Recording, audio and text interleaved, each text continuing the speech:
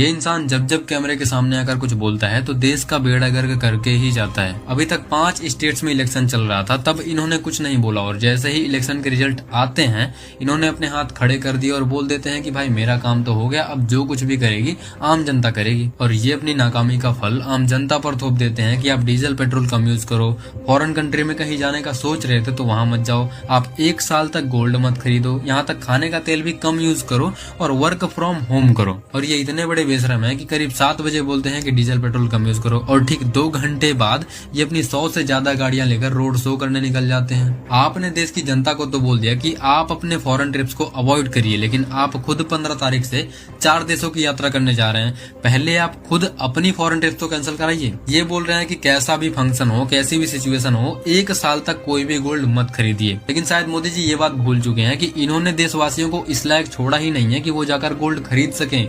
देश की 80 करोड़ जनता इनके ही दिए गए 5 किलो राशन पर अपना जीवन व्यतीत कर रही है। और मान लो जो बचे कुछ लोग गोल्ड खरीदते थे वो 1 साल तक बिल्कुल भी गोल्ड नहीं खरीदते हैं, तो जो ज्वेलरी सेक्टर में 45 से 80 लाख लोग काम करते थे उनका 1 साल तक क्या होगा? वो तो बेरोजगार बैठ जाएंगे। उनके परिवार को कौन देखेगा? क्या उनका परिवार भूखा मर जाए? आप बोल रहे हैं कि खाने का तेल भी अगर आप कम यूज करते हैं तो वो भी एक तरह का देशभक्ति है। वहीं दूसरी तरफ आपने ही बोला था कि पकौड़ा तलकर भी अगर कोई व्यक्ति बेच रहा है तो वो भी एक तरह का रोजगार है। जो व्यक्ति आपकी बात मानकर पकौड़ा तल रहा था, या तो वो पकौड़ा तलता रहे और देशद्रोही बन जाए, या तो वो पकौड़ा तलना बंद कर दे और भूखा मर जाए। आप देश की भोली भाली जनता को ज्ञान दे रहे हैं कि स्वदेशी अपनाइए, लेकिन आपके जूते से लेकर चश्मे तक, यहाँ तक आप जिस गाड़ी में घूमते हैं अपना काफिला लेकर, वो भी फॉरेन कंट्री से मंगाई जाती है। जब आप देश के पीएम हैं और खुद स्वदेशी नहीं अपना पा रहे हैं तो देश की जनता कैसे अपनाएगी? अगर डीजल पेट्रोल बचाना ही देशभक्ति है तो सबसे बड़े देशद्रोही आप हैं जो 50-60 गाड़ियों का काफिला लेकर फालतू में चलते रहते हैं। इनको तो ये बोलना चाहिए था कि आप देश की मीडिया को देखना बंद कर दें।